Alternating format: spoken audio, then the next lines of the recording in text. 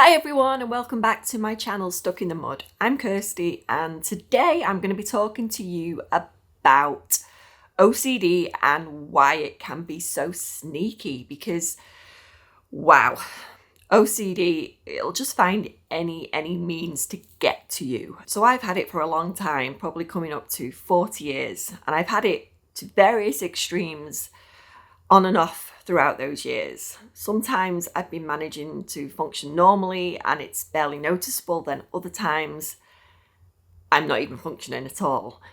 But what I have noticed in that time is that it's so sneaky. It will try any which way to get to a point where I'm invested in that again and spending too much time obsessing, using compulsions, and it just becomes a problem again in my life. And I am not living my life fully. I'm not living my life to the values that I'm invested in. You know, it really limits your life when it becomes like that. So I think it's just being aware of those sneaky games it likes to play, because OCD will try and make you work out your thoughts, why we get them. And it's funny because everybody gets intrusive thoughts. Everyone does. And if anyone says they don't, believe me, they're lying. Because the difference is with people with OCD is we question them. And maybe we are wired a little differently. But what I always say is I think that a lot of people with OCD are extremely sensitive. And, I think we're good people. We're just very sensitive to the type of thoughts we get and why we get them. So it's just important to remember that any thought is allowed. I remember my therapist always saying that to me. She would always say, any thought is allowed. Just take that in. It doesn't matter what your thoughts are. Any of them are allowed. They're allowed to be there. It's just recognizing and being aware that you don't have to latch onto them, you don't have to get involved in them. And it's quite a liberating thing that for anyone who suffers with OCD, because when you're like, well, any thought, you could have any thought. And what it is with people with OCD is we're very aware of, thoughts that we think are abhorrent. There may be violent thoughts or sexual thoughts or really disgust us, and it just goes against everything that we think of ourselves and everything that we are. It goes against everything that we are. And it's really important to note that it doesn't matter that you had those thoughts. It doesn't matter. Everybody gets those thoughts. It's just we question why we're getting them. And that's really the biggest difference. And whether there is a biological reason for that, it's never really fully understood. But I do honestly, and this is my opinion, I do believe that people are very, very sensitive. And I know myself, I'm a very sensitive person. And I think also that we are very empathetic, we have a lot of empathy for people. And so we continually try and put ourselves into a situation and kind of try and rationalize it. You can't rationalize with OCD, though. That's the problem. So we try and rationalize, what a situation may be like. And then we start questioning, well, why are we getting these thoughts? What does this say about me, And it doesn't say anything about you. It just means you're very highly sensitive to, I like to say the collective consciousness that we are, that there's kind of like, as we fundamental, I like to think of it as like the collective consciousness of how we live our lives and how, we function as human beings, and things are that we take as right and wrong, and, and how we are as people. And we do often think certain things are right and certain things are wrong, some things are positive, some things are negative. But ultimately, that doesn't say anything about you. They're all out there. All these things and themes are out there. we're very, I think today as well, we have a lot of information at our fingertips. We live in, a world where we have media at our fingertips. We have our tablets, we have our phones, and it's all there. And the problem is, I think, as we're so sensitive, we take on a lot of those ideas out there, those kind of narratives you hear, those kind of awful stories, and we latch onto them. And because we're so sensitive, I think we run away with it. And it can really start impacting your life, because you start obsessing about why you're thinking about this, when it's really true that everybody thinks about these things. It's just they discard them so much more easily. Maybe there's that missing connection with people with OCD. This is my opinion, by the way. This is not fact, but I honestly have thought about it, and probably I shouldn't be doing that either, because I'm just getting involved. And I just wondered, why do we operate like this? But I honestly think we're just super sensitive to things. And OCD, it's so sneaky though, because then it'll tell me things like, well, why are you doing that? Why are you, maybe you haven't got OCD. Maybe you actually secretly enjoy this. This is a really sneaky one OCD likes to play. Maybe you secretly enjoy this. But that is OCD's job. It basically likes to keep you in the cycle, in the negative kind of thought loop. And it kind of wants you to get all those kind of emotions up, like guilt and, and anger and frustration. It just likes to keep you where it wants you. It wants you doing that. But we've got to stand up to it and say, look, this is just a thought. Any thought is allowed. Just because I'm having this thought doesn't mean I want to do this or I'm capable of doing this. It just means it's a thought. It entered my, conscience. It doesn't mean it's anything to do with me. And all these thoughts are out there. They're all in that collected consciousness. The problem is when we grab onto them and then they become a problem, because we don't have to do that. And I know it's so hard, because obviously I've been there and I've got myself involved in things. And, when I say involved, I'm getting myself in that kind of mental rituals that I tend to do. The physical compulsions, as I've got older, for sure I've got less. It's just, I think it's become more purely obsessional, but they're the compulsions really in themselves, because you're mentally ruminating about things and you're getting involved in them that way. But yeah, OCD can be so sneaky though. It'll always find a way to get you hooked back in. So then you may even swap kind of compulsions. So you may stop seeking reassurance, like I guess from your family and friends, but then you'll start seeking reassurance a different way. It always tries to find new ways, new pathways, OCD, to kind of get you hooked in. So I for example, I stopped asking my family for reassurance because they would get wise to it.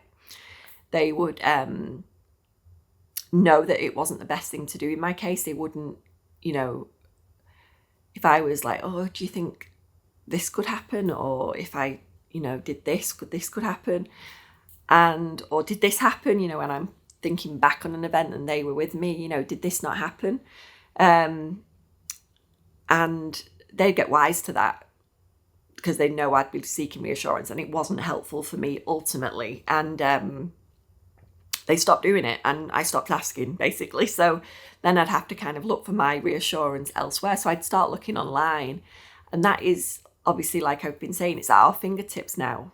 So it's so easy to get involved in all that and start going on chat rooms, places like that, and it's rife online today. So just being kind of mentally aware, keeping that awareness that you may be doing things that are a bit sneaky for OCD, and just carrying on with your day, working towards your values, and not letting OCD take over like it has in the past. So it will also try and make you avoid certain situations, and that's important because we can do that unconsciously. We'll avoid certain places, and it's kind of a sneaky way. It doesn't want you to kind of have any, it doesn't want to tempt you back in. You don't want to tempt OCD back into your life. So you think, well, if I stay away from this situation, that'll help. But that's just a sneaky OCD compulsion. You need to fully face it and sit with that uncomfortable feeling and uncertainty. As hard as that sounds, it will help and things will get better. I have found that I have done things, I've kind of thinking, no, I'm doing my thing, I'm moving towards my values, I'm not letting it set me back, I'm not, hiding out at home, I'm going to go to the place where I know it's going to trigger me. And that for me at one time would be, say, a busy place, a busy supermarket, for example. And I would always have this fear that I'd blurt something out, something unkind to someone, although that's the furthest thing from the way I am as a person. But that's what OCD likes to do. And I would think, well, I'm going to move, I'm going to go out, I'm going to move towards my values, I'm going to just do what I normally do. And OCD can be there doing what you want, but I'm just going to do my thing. And then I would have a little obsession kind of, a thought. I'd have and then I would have like an obsessive thought, and I'd think, well, if I just hold my breath while I move through this crowded group of people, I know that I'll be consciously aware that I'm kind of holding my breath, my lips are squeezed tight, so I can't blurt anything out. So when I'm recalling this later on in the day, I know I had my mouth shut and I couldn't have said anything to kind of hurt anyone's feelings. It's just, I'm saying this now and I'm thinking back, it sounds ridiculous, but I know I've done it. I've done it on multiple occasions where I've done that and I've held my breath and shut my mouth tightly so nothing could come out of my mouth. And when I try and recall that, because I think I'm thinking ahead then to when I might get involved in that thought later in the day, and I'm preparing myself for, if I'm trying to recall that event later in the day. And it's, I'm hooked in. It's controlling me. OCD is controlling me, So just being conscious of those and being aware that it'll try all sorts of ways to get back and get sneaky and find new ways in. Another one I'd do is where I would still not let it prevent me from living my life. I'd go out and do the things I would normally do. However, I'd be checking all the time. I'd have this thing where I thought I'd bump into someone and I don't remember. And I'd always look behind me to check. And my husband got wise to me doing this and say, "You're checking again." I'd be looking back and I'd do, but then I got really sneaky about it then, because I'd be like, well, no, I wasn't looking behind me. I was just, I just thought I'd seen someone I knew. But really, I wasn't. I was just checking. It was the compulsion was to check that everything was fine behind me, everyone was safe. So I became sneaky as well.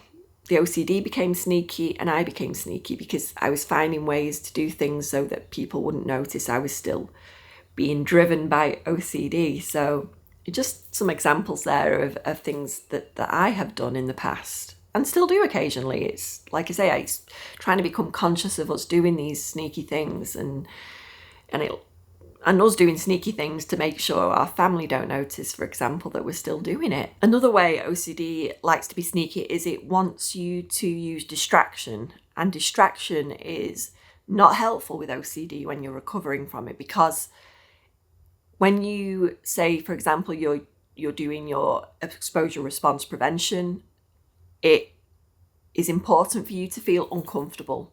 So it's not going to feel good. It's not going to feel good when you have to sit with that uncertainty.